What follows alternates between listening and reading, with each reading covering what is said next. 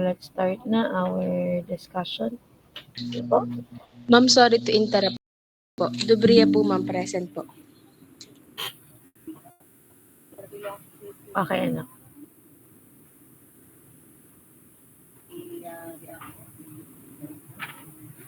Okay. No?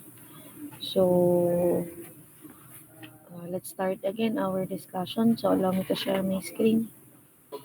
So, I believe we are done with the discussion about the workflow in conducting the literature review, as well as the discussion on some of the tips that you can do to perform an effective literature review.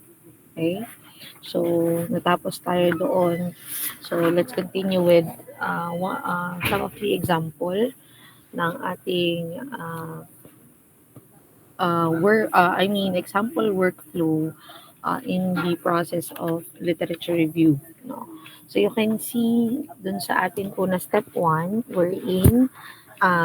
in this example, no, we still use the topic about the advancement in hybrid electric vehicle or HEV technologies.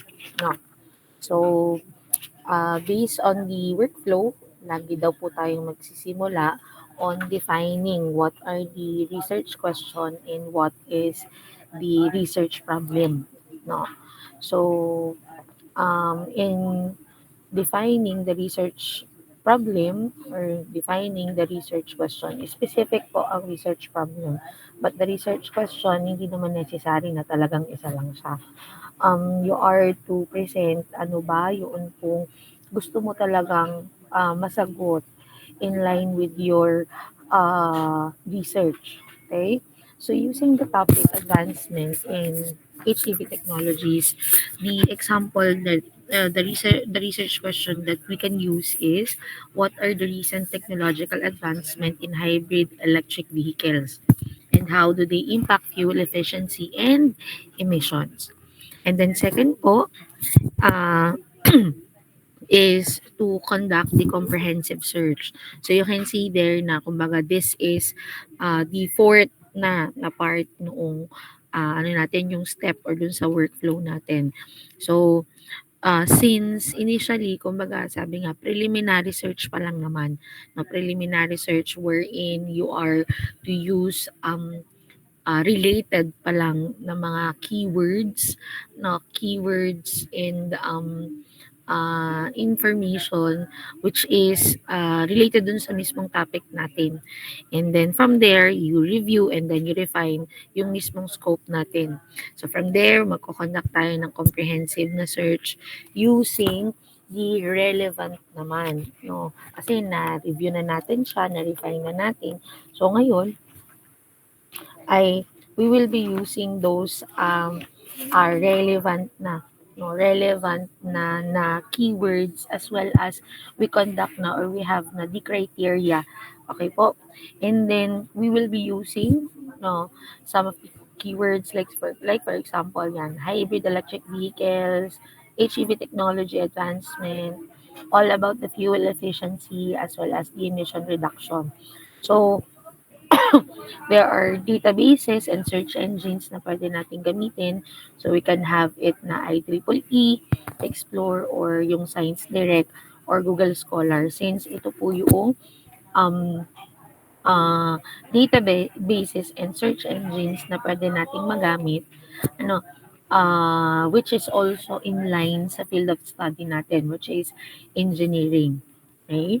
So, again, after noon, makakahanap po tayo, no, hanap tayo noong mga information or yung mga basta may related, no, or relevant, relevant study, pwede natin siyang i-record, no, i-record natin yung mga relevant na mga articles na manggagaling dito sa databases natin. Maliban dito sa databases, again, hindi po pa rin laging nawawala na gumamit tayo ng library. You can have the books, no, and other websites, no. So since marami naman na available na pwede nating ma-check diyan po sa library. No? So, we record all of those relevant articles and yung mga resources natin. And then again, huwag pong kakalimutan, no, do not forget to include all the bibliographic details. Okay po? And also, you may also include the abstract of what you have searched. And then, the next step po natin is to organize and to evaluate those sources. Okay? So, kanina, we use keywords as well as the criteria for us to have the resources. No? So, now we create categories from those information and data na nagather natin. No?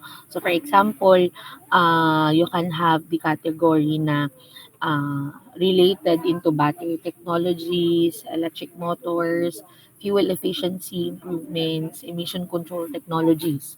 Okay? And then from there, no, so since marami kayong information and researches na nakuha, we use a reference manager. So sabi diga, you can use like for example um, the EndNote or Mendeley or Zotero. No, so you can use, for example, the Mendeley, no, to organize the papers into folders based dun sa category po na na-create natin. No. And then step number 4 is to synthesize. And then we write na the literature review. Okay? So in the process of synthesizing, we compare and we differentiate all the sources na nakuha natin. Okay? And then, in the writing process, of course, you have to discuss first ano ba yung overview uh, regarding the HEV technologies. No?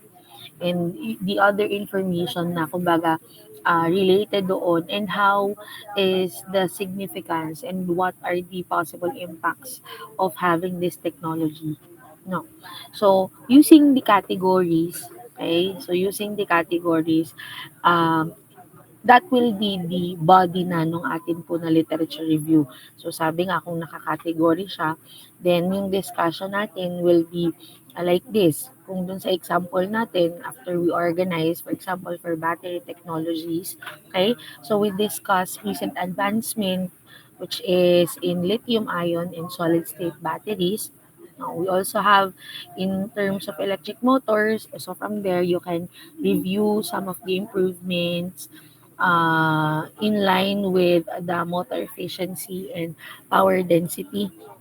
And then while dun sa fuel efficiency naman, so you include your resources, research, which is wherein, for example, yung mga naging analysis or studies po on fuel consumption reduction. And then with regards to emission control, so you are to summarize the advancement in reducing the emission. Okay? And then yung last part po natin, since we have the introduction, we have the body or the overall content ng ating literature review, then of course, we should have the conclusion. So in that part, so we are to summarize po what are the key findings, no? I-identify natin what are the gaps, and then from all those findings and gaps, we are to suggest the areas kung ano po yung possible pa na makonduct natin na research. Okay? So, that's all for the, I mean, research literature review. So may I just ask, who among you ang meron na po na initially ay na-approve ng ma'am na topic? Okay, sige, volunteer kasi gagawa natin siya ng literature review. Gagawa natin ng step by step, no? Like nung example natin. Volunteer po. Ano yung topic ninyo?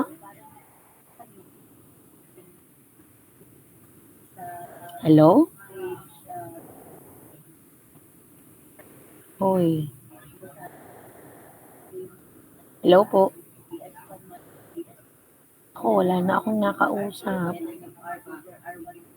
Tingnan nga natin ang ano.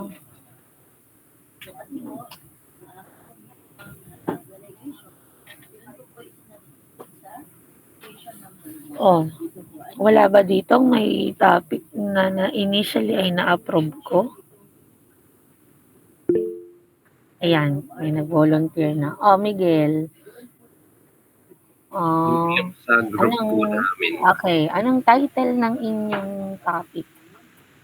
Yung ano po, ano nga, yun yung lyophilization po, yung freeze drying of fruits po. Okay, freeze dryer. No. So, ano nga ulit? Design and development of a freeze drying machine? Wait po. Sige. Gagawa natin nung katulad nung sa example natin na workflow pagdating sa literature review para I mean, yan. Kahit papaano, alam nyo na kung ano ang magiging proseso, how are you going to, pusan ko ko.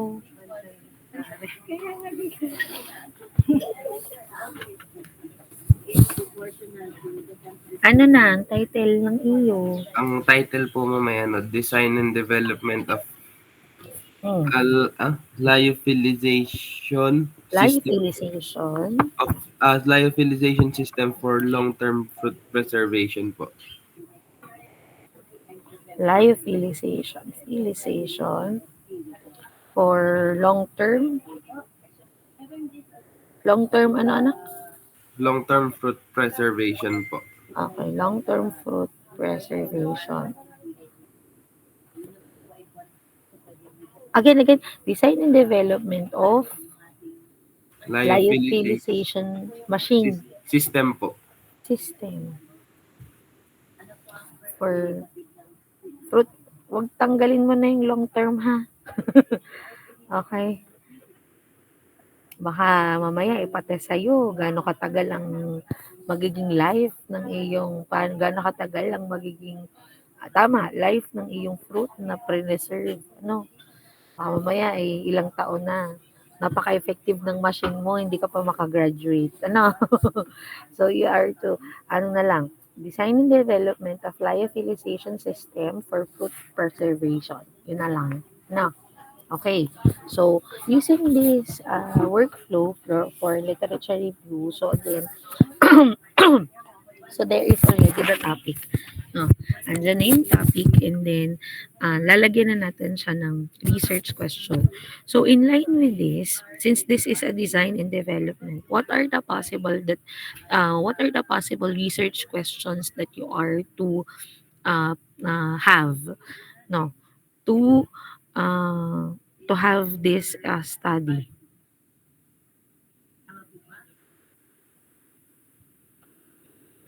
Sige, dun sa grupo natin, ano sa tingin ninyo? So this lyophilization process is more of kumbaga, common term this is a freeze drying. No. So you can have the research question, no, about what are the possible technology in preserving fruits. Diba? Pwede nyo siyang ilagay dyan. No. And then also, since specific naman yung title natin, hindi lang siya basta topic, no, specific na siya. Sinabi dyan na D&D, no. So you have different research question, depende what will be your objectives, diga, or gusto mong mangyari doon sa inyong project, no. So unang-una, no, hindi dahil iisa iisa lang ang research question na inyong ilalagay. For example, D&D, no? Okay. So, natatandaan gayong diniscuss ko sa inyo kung ano yung general na format or general na, kumbaga, objectives natin when we have this design and development na research. Saan po nagsisimula yon? I believe that is 7.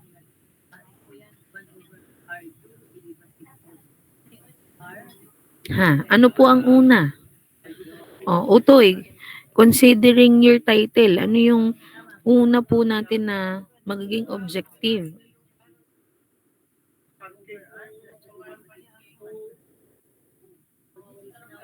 Hello? Nawala na.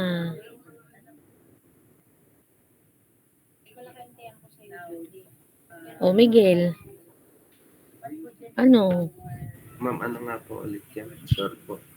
Again, di ka diniscuss natin yung general na formatting or objective objective kapag tayo po ay magde-design and pag-design and development po ang ating research design.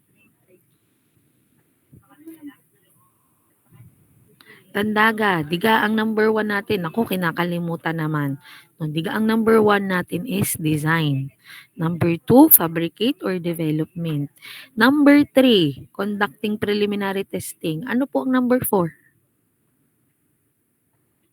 Ha? Ay pinag-usapan natin ito. Ano po ang number 4?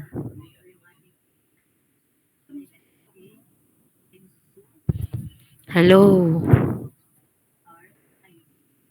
Ay nako. No. 4 is the final performance testing. 5 is assessment ng ating product output. Number 6 is to conduct the economic to check, to assess the economic viability ng inyong project. And then yung last is to provide yung atin po na manual. Tanda gayon. Hello, ako gay may estudyante pa. O tulog na. Natandaan na po. Ha? Natandaan na po, ma'am. Ngayon, having these research objectives, no? So, what are the possible na research question po? Una muna, dun sa design. Anong pwede ninyong gawin doon na research question?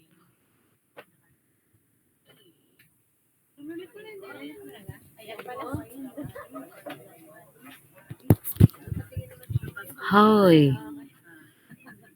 Sabi doon, design. Ay nako. Paano kayo magkukonduct ng literature review? Pag sinabi, design daw.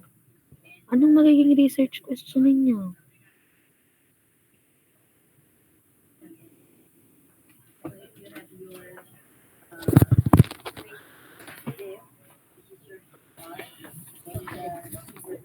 Okay, so you can have na ang inyong research question dun sa unang objective natin. What are the considerations in designing a lyophilization system? Diga, yun yung pwede ninyong gamitin as guide para malaman ninyo ano ba yung magiging process ko para ako'y makapag-design. No, ano yung mga kailangan kong i-consider? What are the possible softwares that you can use in designing the lyophilization system? Ano gayaan? How about yung second ninyo na objective? Anong magiging research question ninyo? Fabricate and develop. Ano po ang possible doon? Sino yung group members mo, Miguel? Or sige, kahit na sino. Kasi ari naman ay kumbaga general pa lang dahil mag-research literature, magli-literature review pa eh. Ikaw, Miss Almera.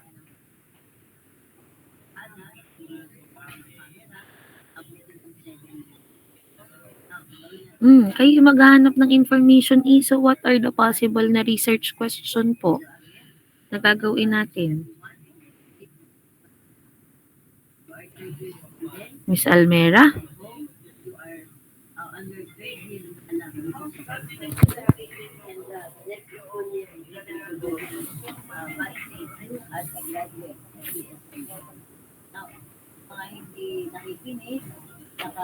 Hello? Andito pa ba? Ma'am, pwede pong paulit po. Anak, ano ang possible mo or pwede mong maging research question if you have a research problem na fabrication? Kung ang objective mo is about fabrication. Using this title na sinabi ni Miguel, ano daw ang pwede nating gawing research question? Design and development of a lyophilization system for fruit preservation.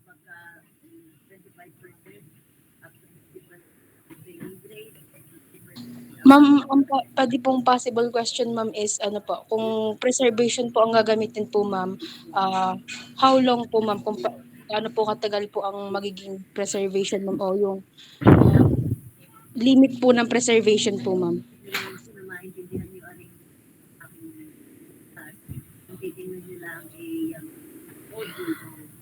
Okay, no, but in line with the fabrication. Sige, ako na, no. Okay.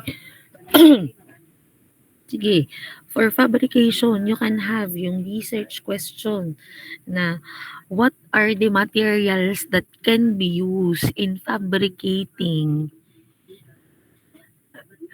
that's lyophilization system for fruit preservation. No, what are the applicable materials to be used? Diga, that is for the fabrication process. How about sa preliminary testing? Okay, so what are the temperature to be used? No. What are the common fruits? No. To be preserved? No. What are the range of temperature to be used for the preservation? No. What are the property of the fruits being produced? Diga? No. What are, dun naman sa performance testing, what are the existing technology that uses this lyophilization system? No. What are the advancement or technological advancement related to drying process? Oh, halimbawa doon naman sa economic viability, no. What will be the anong tawag dito, cost of preserved na fruits from a freeze drying process?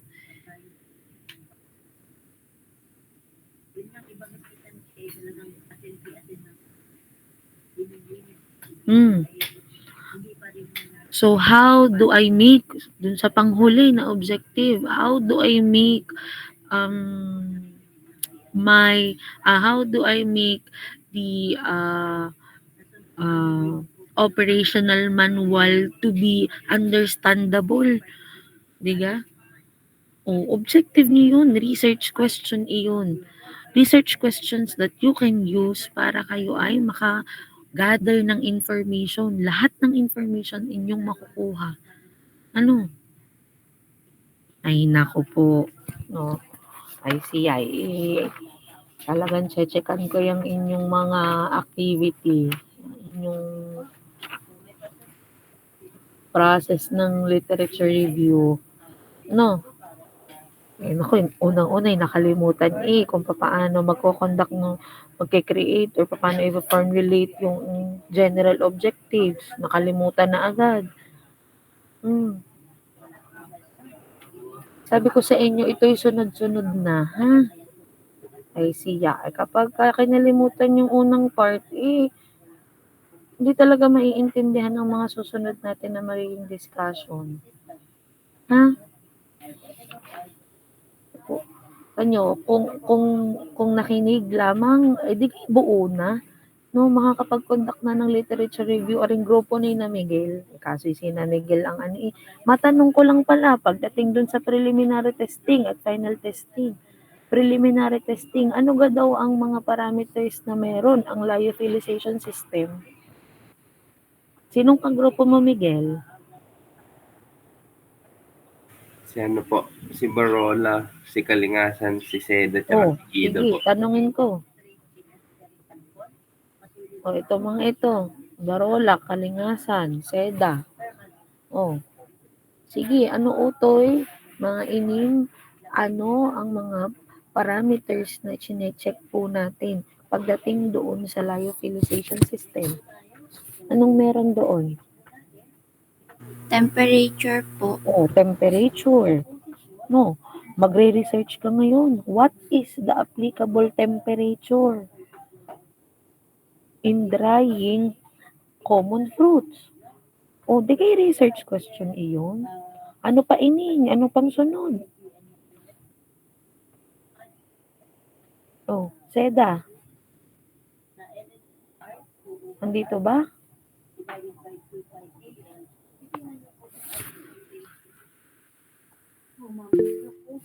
Oh, ining. Yung sa moisture content po. Oh, moisture content. Oh, anong possible ining doon na research question? Yung sa amount of water po na ilalagay po dun sa fruit po before and Oh, after. wala na ako eh. Ano? Ano ining? Anong pwedeng research question mo doon? Yung ano po, pwede pong yung sa amount of water po na ilalagay po before and after po ng process po na gagawin. Ba't ilalagay? Akala ko magda-dry tayo. Ay, yung present na pala po dun. Ano talaga? Ano ining? Anong iyong research question dyan?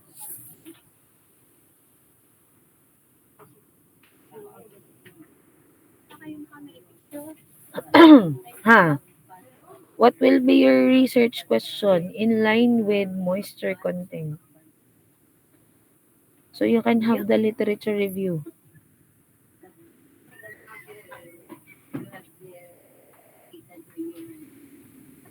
Oh, Miss Gida. Ano po? Pwede pong how does the initial moisture content po of different types of fruit po might affect the drying time po? Yun. Pwede yun. Liga. Oh, if you are to check na if you are going to assess na yung product output ninyo, what will be the acceptable moisture content for fruits? Diga? After drying. Hindi kay research question yun. Pwede mong magamit para ikaw ay makahanap at makakuha ng maraming information. Ano po? Ay, nako.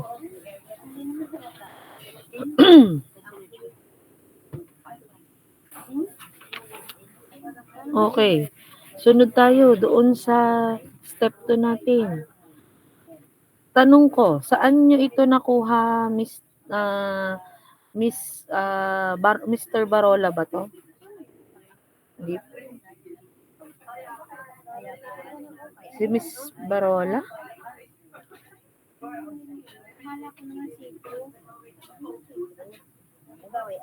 Oh, Mr. pala. Oh, Mr. Alvin Barola. Saan nyo ito na-research? No? Excuse po, hello po miss. Yan daw po ay parang nakita po ni Shane, parang while scrolling daw po ng Facebook ay parang may nag-pop up pong interesting pong about nga po dyan sa lipodization. Kaya po naisip niya pong gawan ng gawin pong research title. Okay, sige Utoy. If you are to conduct a comprehensive search, sabi dyan, you are to use relevant, related keywords. What are the possible keywords that you will use? Ano po siguro, freezing po at tas drying po. Ano pa? Ano pa? Sabi naman ng ibang grupo, buti na lang hindi tayo umimi kung hindi tayo ang gisado ngayon. No. Actually, ginagawa na natin. No, ginagawa natin ang literature review. No, maswerte nga ang grupong Ari at kanila ang napili. Diga, nagkakaroon na kayo ng magiging workflow kung paano kayo magko-conduct ng literature review. And for those other groups, dapat kayo nagtitake down notes kung paano. Ano pa, Alvin? Yun daw pong yun Ba't pong ga daw? fruit Wala kang preservation po. galing sa iyo. Yun po, fruit preservation. Fruit preservation. Ano pa?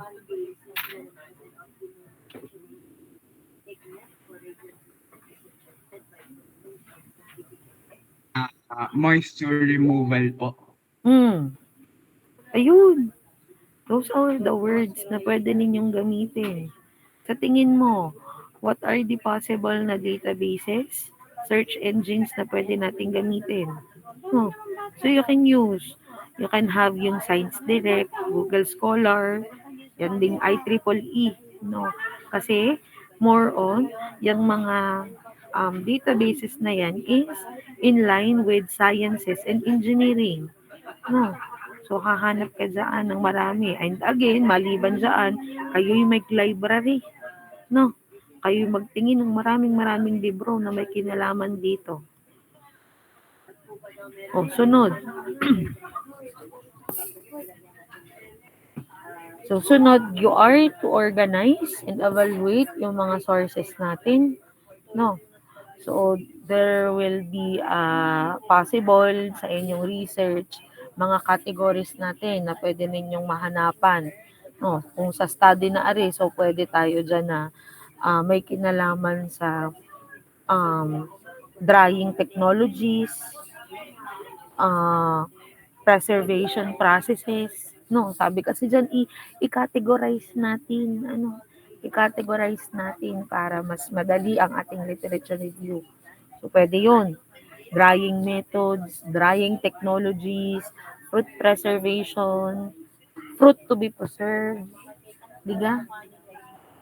And then from there, isi-synthesize natin yung maraming literature na makikita ninyo. You are to compare. No, you are to compare. Kasi nga, ang inyong research question ay may kinalaman sa designing, sa fabrication, sa testing, sa checking ng product output, pagdating sa economic viability, i-check ang economic viability, generation ng, anong tawag dito, yung paggawa ng manual. Then you are to assess, you are to conduct similarities, contradiction, differences of your resources. It can be in terms of materials to be used, processes or method or procedure used, no? Ano ang uh, components and parts, no?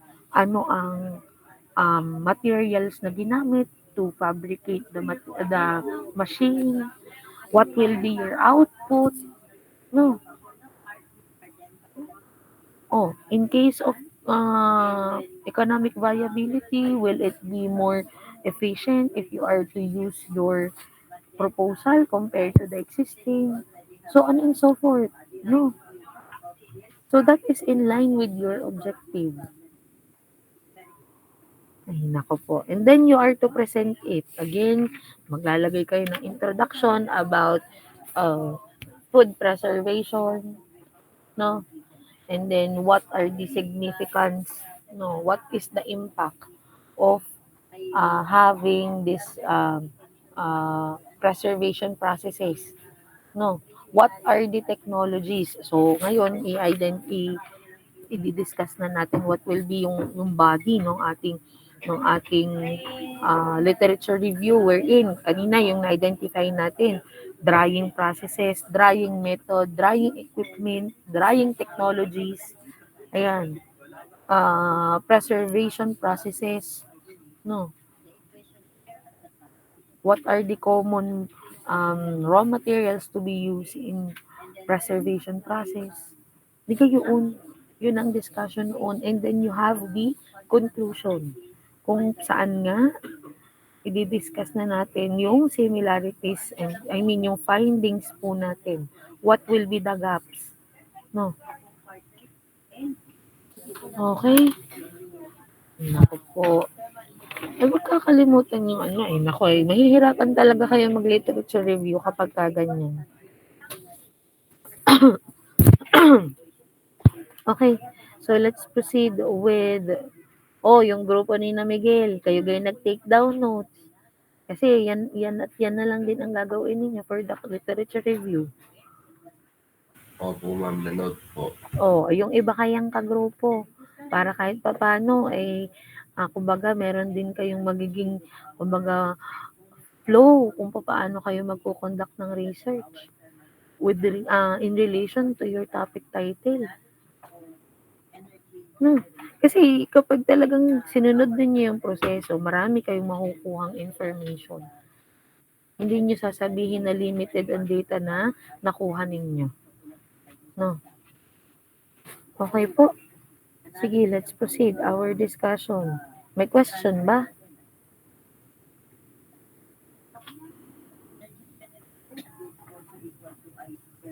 May question? Wala naman. Okay. Now let's proceed with synthesis. No. So kanina pa natin binabanggit the word synthesis. Okay? So basically ang uh, ang process ng pagsisynthesize is that we combine the ideas po ng maraming sources na nakuha ninyo through the literature review. No? And then from there, you create a new one. No?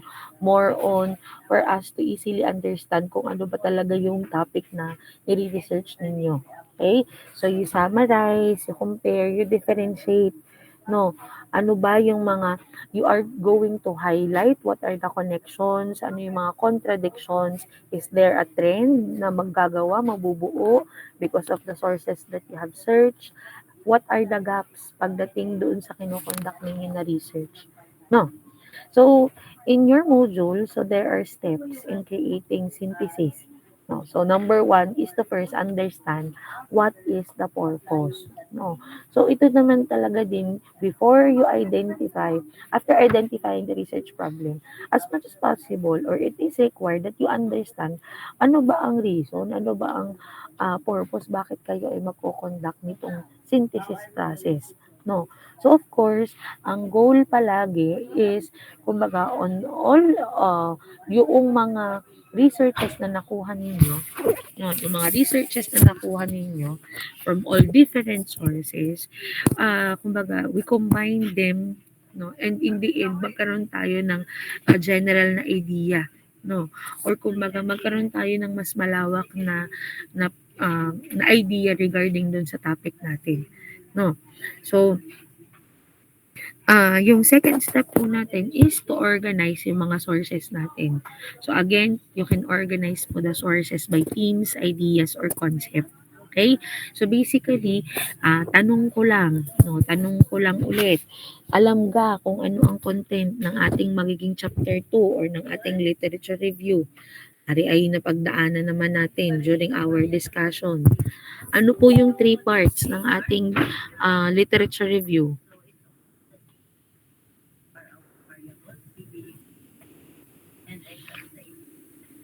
O ining, Bea.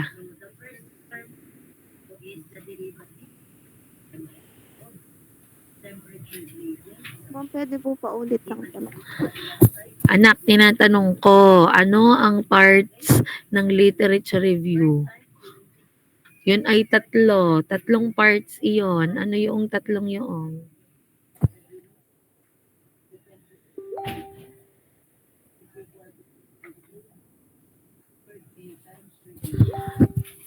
O, sinong may alam?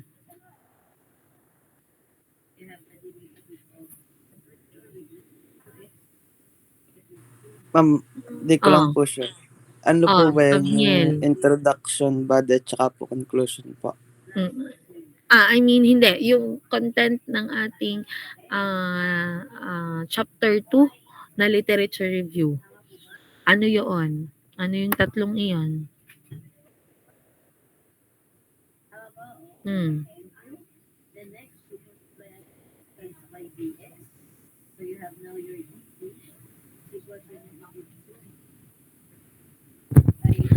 Diga, on literature review, you have the conceptual literature, the research literature or the research studies, and then yun pong synthesis. Tatandaan. Ulit. Baka merong hindi nakikinig. Ikaw, Dave, Simon, Aguila, ano daw yung tatlo na parts ng literature review?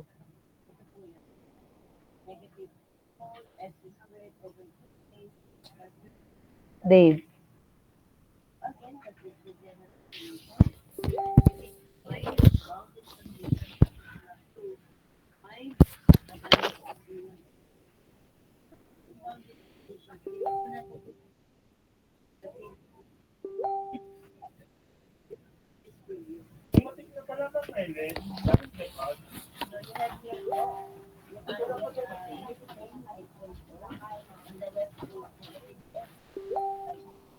Ano pa?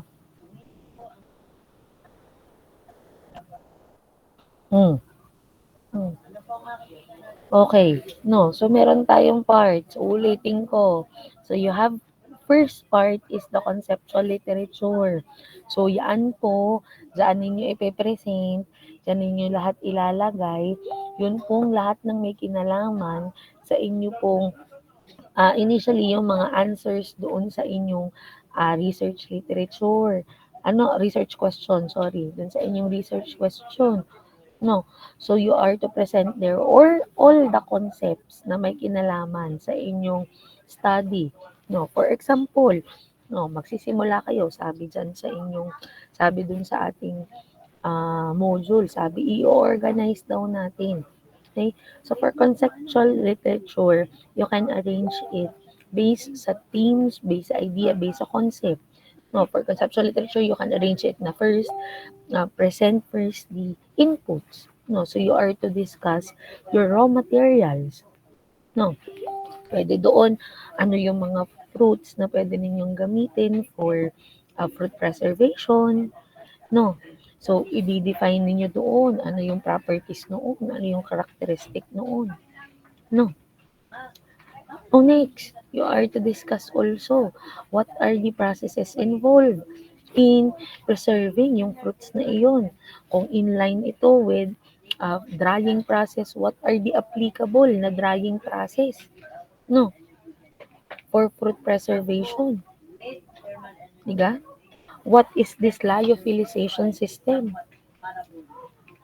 Okay? So you are to present now how is it possible or why is it applicable na gamitin for fruit preservation. You can also include there what are the existing technologies that being used nowadays in preserving fruits. Ilalagay doon sa conceptual. And then next, you can present it about yung theme about your output. No? So, ilalagay doon ano ba ang properties and characteristic ng preserved na fruits. No? Ano ba ang characteristic noon? Ano ba ang properties noon? Because all those information, those will be used no pagdating dun sa inyong study. Kung halimbawa kung nagawa ang machine niyo, nakapag-dry kayo, nakapag-preserve kayo, to check if acceptable ang magiging output ninyo. Okay? So that is for your conceptual literature. For research literature naman, you can present it, you can organize it by date. No? Because it can help, kumbaga, on your part, na maintindihan kung paano ba nag-evolve yung idea dun sa topic ninyo over time. No? Again, tanungin ko lang, no, kasi nakalimutan na, ilang taon po no, dapat ang coverage ng inyong literature review. Ano ang requirement natin?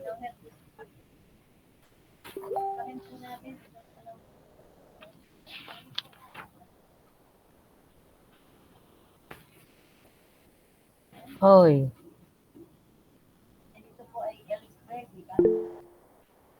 O sige. Kahit na sino na. Go, imik. Hello po. Ilang taon?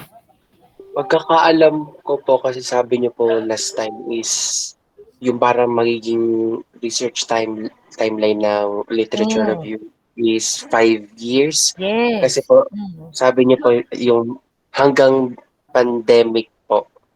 Yung simula ng pandemic hanggang ngayon or if pag wala po talaga merong mga 2 years pa po ng konti.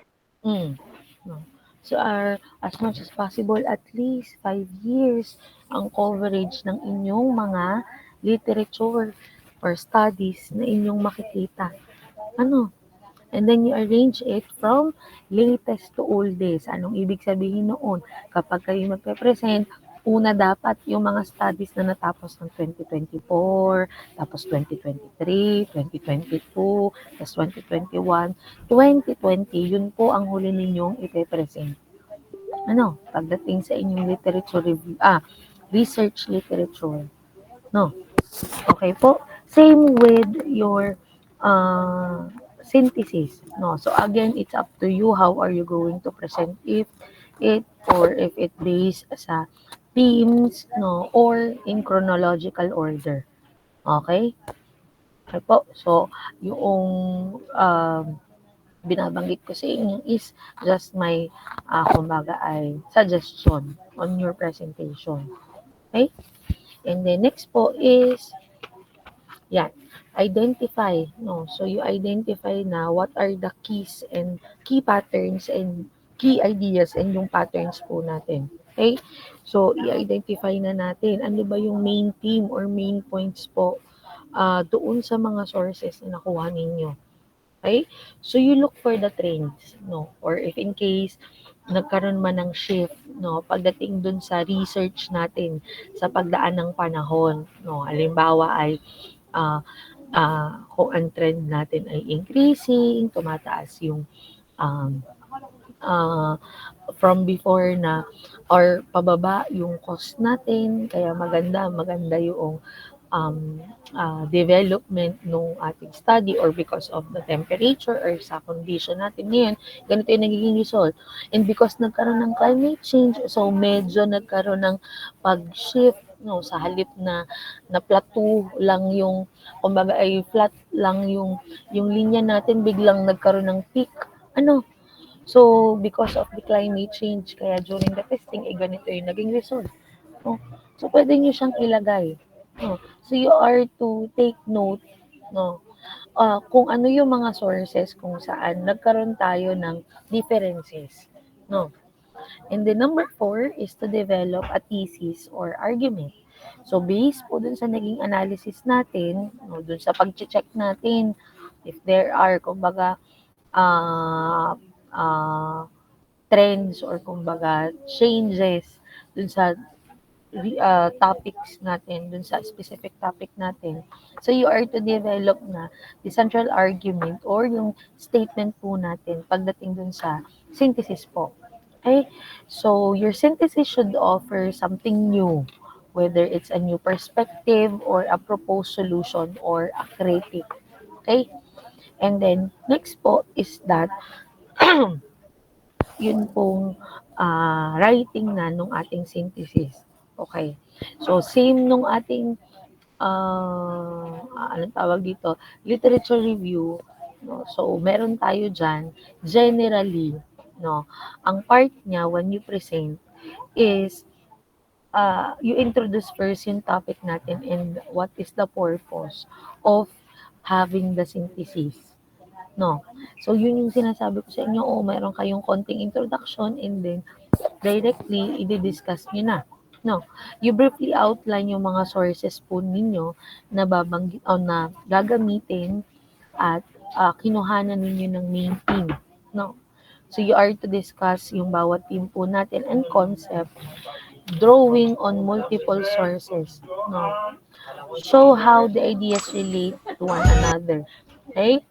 And then, you compare po and contrast the views of different authors on a specific point. Okay? You discuss ano ba yung naging differences, ano yung nag-exist na differences, at ano ba ang naging, kumbaga, meaning doon sa naging research natin or doon sa topic na wino-workout natin. No. You combine all those ideas from different sources para makakreate po tayo ng bagong knowledge, no, or understanding to the topic, no. So, there are cases na you need to merge some of the concepts, no. You find middle ground or makadevelop kayo ng bagong perspective, no. So, from there, you are to summarize yung insights natin from synthesizing the sources, no? And you enforce the central argument and suggest what are the implications of or areas po for further research. And then yung number 6 natin is using transition effectively. So kapag kayo na ay nag-present, so gagamit na tayo ng words na, for example, similarly, in contrast, building on, extending this idea. No, para maganda yung maging presentation natin. For us to know ano ba yung pine-present mo, kung yan ba ay contradiction, kung yan ba ay similarity, kung yan ba ay differences. No. Okay? So, and then yung last part natin is to revise and refine po yung nagawa natin na synthesis. Okay? So, on all of the content ng inyong manuscript, it should be, of course, coherent. And bawat part po contributes to overall na argument and understanding ng ating research topic. Okay? So, you are to ensure that your writing is clear. Okay? And that yung connections po ng mga ideas natin ay maganda maganda yung flow, no? And then you give appropriate weight to different sources, avoid over reliance on single author or study, no? So yan naman yung purpose bakit kailangan talagang kayo ay mag-conduct ng literature review. Wag lang pag may nakita halos nandidin nila lahat ng information, ayun na nang yun ang inilagay sa inyong paper. No, so again, as much as possible po, marami kayong sources of information na makuha. No, sabi nga kung yan ay kinakailangang 10 ang mailagay, 5 at yan ay relevant no sa inyong study, ay okay lang naman. Basta yan ay relevant. No, pero kung kayo ay mag-rely lang sa isang author lang, ay hindi po naman maganda. So parang ang nangyari lang doon, parang dinuduplicate mo lang yung pong ginawa noong nire-rely ninyo na author or na study po. No. So, make sure na magkaroon po tayo ng citation no sa mga sources po na ginamit natin, may it be on your conceptual literature, on your research literature, or on the synthesis. No. So, you have to make it clear na lahat po ng idea ay hindi talagang nanggaling sa inyo or kumbaga meron kayong pinagkuhanan ng idea na iyon. No. So make sure na i-include po lahat ng yung full list ng mga references at the end ng inyong manuscript or ng inyong research. No. And you are to follow a specific na citation style. So pwedeng APA, MLA, Chicago. No. Okay? But in our program, we use APA or Harvard referencing style. No? Okay po. Okay. So, mag-proceed na tayo with citation process and purpose. No? Tapusin na lang natin. Okay? So, yung citation po, kanina nabanggit, huling part, no? In reviewing and refining the synthesis. Okay? So, sabi doon, it is required na dapat tayo ay magkaroon ng citation. Okay? So, dito po, no, yung process ng citation, okay, is, yan po yung proseso wherein we acknowledge yung sources of information po natin as well as yung ideas that we use in our research. Okay? It serves several key purposes. No? And for us to have a systematic process para ma-ensure natin yun pong credibility as well as yung accuracy po of the research that we have conducted. Okay? So, ano ba ang purpose niyan? No, bakit essential na magkaroon tayo ng citation? No, unang-una, to ensure po yung integrity as well as credibility ng atin pong research. No, and at the same time, traceability na rin. So, kumbaga, we are aware kung kanina nanggaling talaga yung idea na inadapt natin. Okay? So, ano ba yung purpose? No? Ano ba yung purpose noong citation? So, una po, sabi nga, credibility and authority. Okay? So, citations lend credibility to your work by showing that your arguments are supported by reputable na sources. Kumbaga, having this citation, hindi, kumbaga, kung halimbawa may magbabasa ng inyong ginawang research, hindi nila iisipin na, kumbaga, binasta mo lang yung research mo, no, because you use yung mga reputable sources, yung mapapagkatiwalaan talaga na resources, no? Hindi basta-basta ang pagkakagawa ng ginawa mong research. Okay? So, pangalawa, no, avoiding plagiarism. No? So, if you have proper citation, it avoids po plagiarism. Because, syempre, we give credit doon sa original author natin na na pinanggalingan ng mga ideas or data po na ginamit natin on our study, no. And then also ang purpose rin ng citation is to enable verification, no? So katulad nung nabanggit natin, if it is included, if you cited a certain resource or source ninyo, no, so yung reader ng inyong research, they can also use those information, no, they can also use the information, the name of the author, ano ba yung book or yung journal na pinakuhanan ninyo, for them to check, no, for them to check kung yun talaga yung or accurate ba, kung ano ba yung inilagay mo sa research mo, yung context ba ay talagang tama, no. Okay po, na-verify ng reader natin yung information na inilagay po natin sa kinonduct natin na research. And of course, isa po sa purpose ng citation is we acknowledge yung mga sources natin. Okay? So sabi nga dito, having this citation, no, kumbaga hindi lang kumbaga nire-respect mo yung work ng ibang tao, no. Ah you show them respect, no, doon sa intellectual property nila kasi kung tutuusin kanila naman talaga iyon, you just adapt it, kumbaga hinira mo lang, pero kaya nga kailangan natin ng citation for others to know na hinira mo lang siya at inadapt mo lang yung idea na iyon from other person, no, or other people. And then number 5 is facilitating further research. Okay? So citations provide a pathway for readers to explore related research and gain a deeper understanding of the topic. Okay? So, in this citation, no, papaano ba ang proseso ng pagko-conduct ng citation, no? So, una po diyan is kailangan muna nating i-identify yung mga sources po natin. So, sabi doon, diga, you are to search first and then kapag may nakita kayo, you record all the articles, books, no, na makukuha ninyo. No? So, during the process of literature review, you gather all the relevant information. Maliban dun sa information na kailangan mo, you are to gather also the all about yung sa resources mo, no? Ano ba yung sino ba yung author, ano ba yung title, kailan ba siya na-publish, and what is the page number nung kinuha mo na information, no? For example, for a journal article, you'll need the article's title, yung journal name, yung volume number, issue number, and even yung page range kung saan mo kinuha yung information.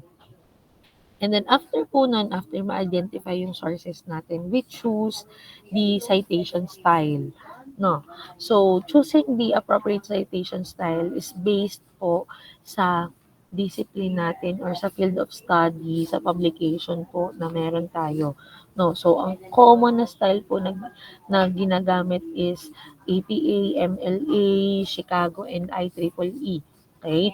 So, itong APA or the American Psychological Association, ito po ay commonly used pagdating sa social sciences, while yung IEEE naman is, which is Institute for Electrical and Electronics Engineers, this is commonly used ng mga engineering, in line with engineering. No? So that's why ito yung pwede nating magamit. No, but in our, yun nga, ang sa atin, sa research na ginagawa natin, we use the APA or the Harvard Referencing Style. Kasi yung dalawa, halos nagpaparehas lang din pagdating sa presentation. No. And then, next po is yung format po nung atin na citation. Okay? So, you format the citation according dun sa rule po nung napili natin na citation style.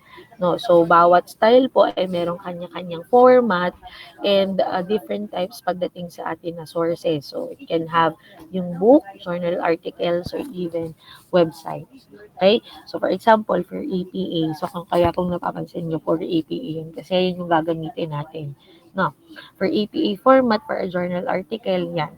You are to include the author, yung year, yung title ng article, yung title ng journal, yung volume, issue number, and yung pages po.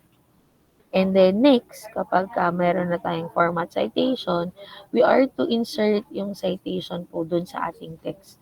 So there are cases na i-include talaga natin, lalo kapag halimbawa ay gumamit tayo ng direct quotation or nag-paraphrasing tayo.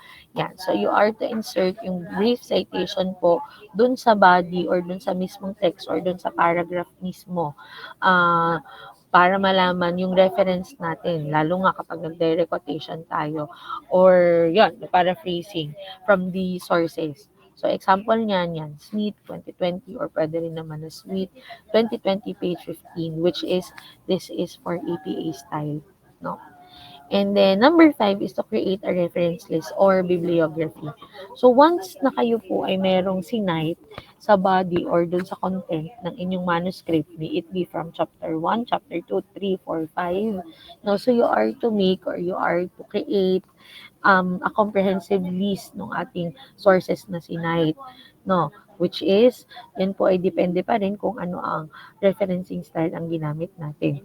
So, you can have yung reference list or yung atin po na bibliography. Okay?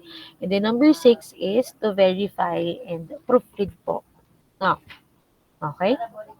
So, you are to ensure na lahat po ng citation, lahat ng sinite natin sa ating manuscript, lahat po yan ay nakalagay sa reference list or sa ating bibliography. We have to make sure na lahat po ng data ay nakuha natin. It should be accurate and complete. No? So, here are some of the examples of citation style. No? Kanina nabanggit, you are to make a reference list or bibliography. Pero ano ba talaga ang difference nitong dalawa? So, ganito lang siya. No? So, yung reference list po, no? So, yung reference list natin, yan po ay yung listahan ng mga sources na directly po ay sinite natin dun sa mismong manuscript or dun sa mismong document natin. No. So, lahat po ng details ng mga sources natin ay di dapat po ay nandiyan. Basta sinite ninyo sa inyong manuscript. Okay? So, again, depende po kung ano ang klase ng referencing style na sinusunod para sa style and format. No. So, yung entry po natin, it corresponds to an in-text citation or pwede po naman na footnote. So, kapag APA, MLA, so yan po ay in-text citation, no? While we use naman kadalasan for IEEE yan, we use meron tayong yung numbering, yung parentheses, no? So, example niyan, yan. For APA style, in-text citation, yan, SME 2020, yan yung nakalagay dun sa body, ha? Dun sa paragraph natin, merong ganyan.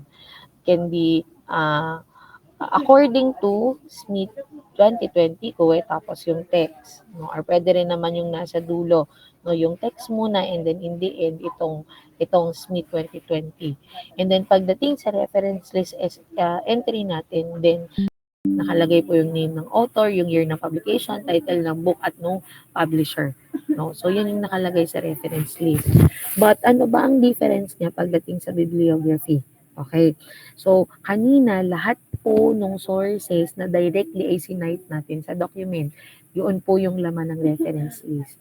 While ang bibliography, if we have yung equation para doon, ang bibliography po ay ang total ng reference list plus yung other sources pa po na nabasa, nakita, no, na kumbaga meron kayo dong nakuha na information, meron kayo dong inadapt, meron kayong nagamit, pero hindi nyo po directly ay sinite sa inyong manuscript, pero naging source of information nyo po siya.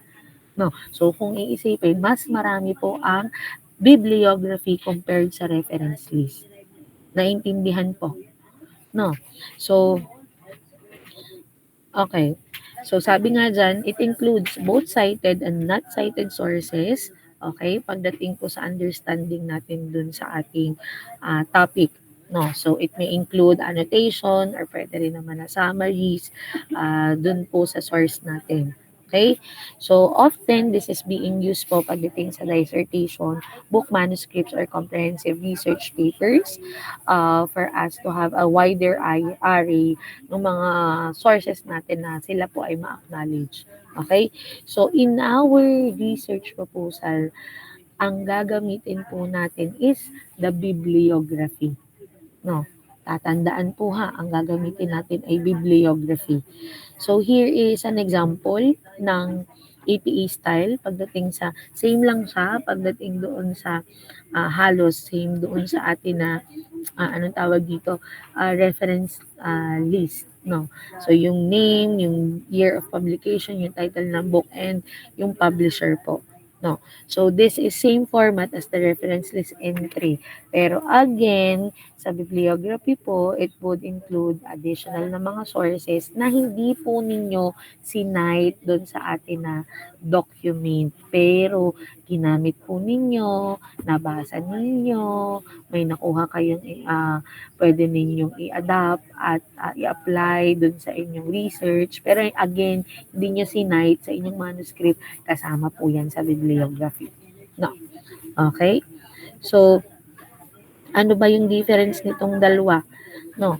So, pagdating sa scope po, ang references, sa reference list, limited lang yung sources directly na sinite natin.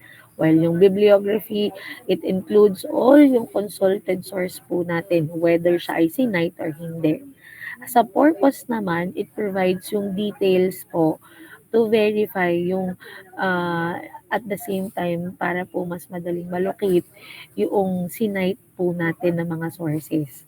And then yung bibliography naman, syempre dahil mas marami siya, it offers a broader context and syempre additional na resources para sa further na exploration. Okay? And then yung usage natin, commonly used in most academic papers and article, while ang bibliography naman, this is used in a more extensive na research projects or where additional context is needed. No.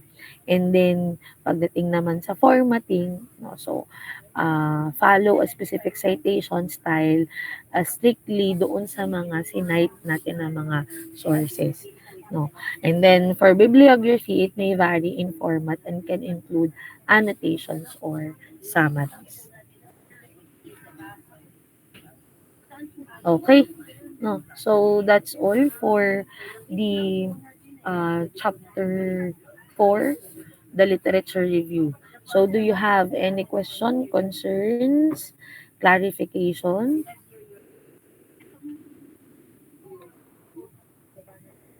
Meron po? Mr. Ryan. Ma'am, good morning po. Oh, Nahuli lang po sa attendance po.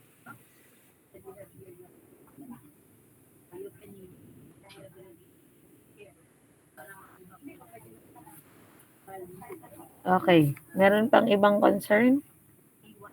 Question? Oh, ako ang may, Warren.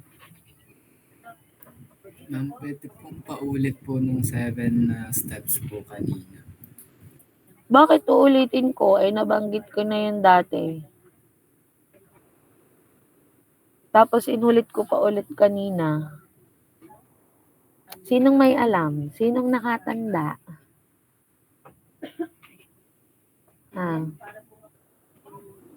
Ang hirap kasi hindi kayo nakikinig kapag sa klase.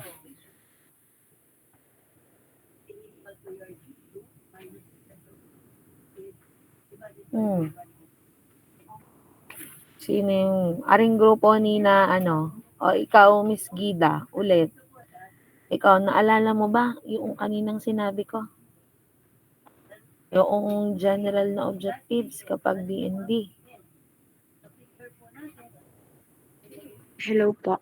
Oh, sige. Develop, ay Develop design. agad? Oh, Design sige. pa, design.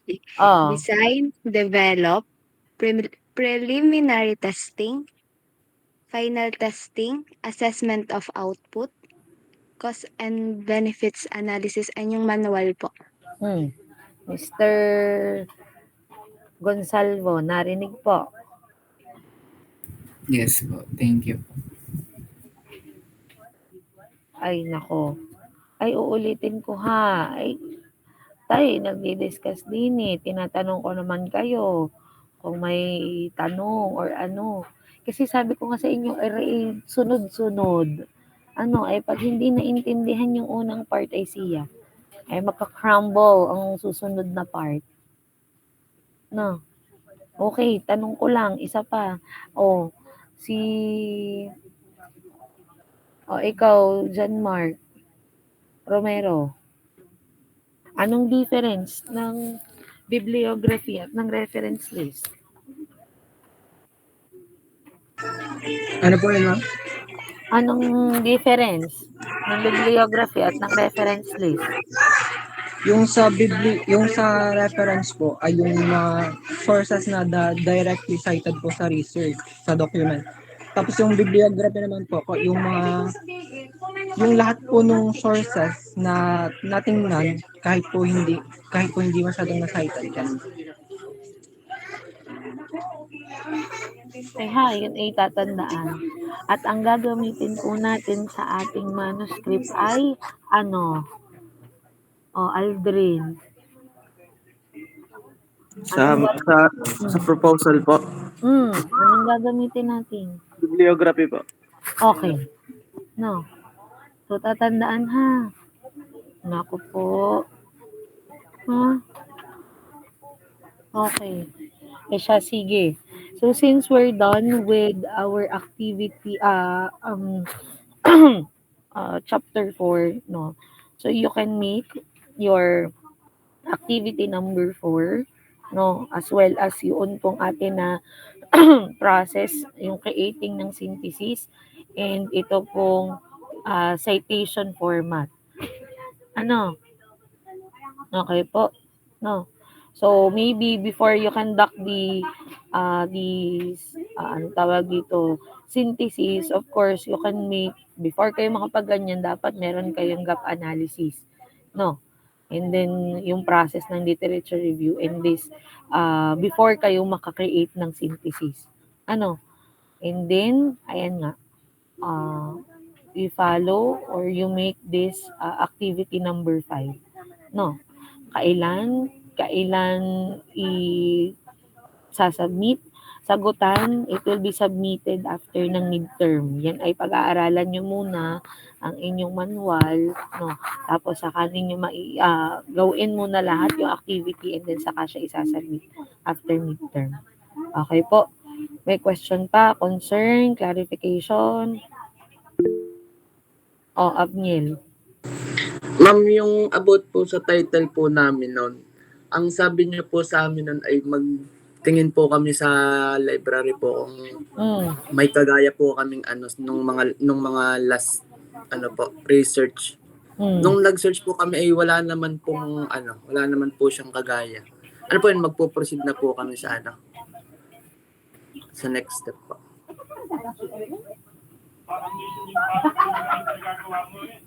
Kung talagang walang kagaya, no, kung walang talagang kagaya, okay lang din naman, no. Sige po, ma'am. Thank you pa. Okay. Sige. Okay na tayo. Ako lang ay may susunod na klase. No, meron pang concern, question, clarification?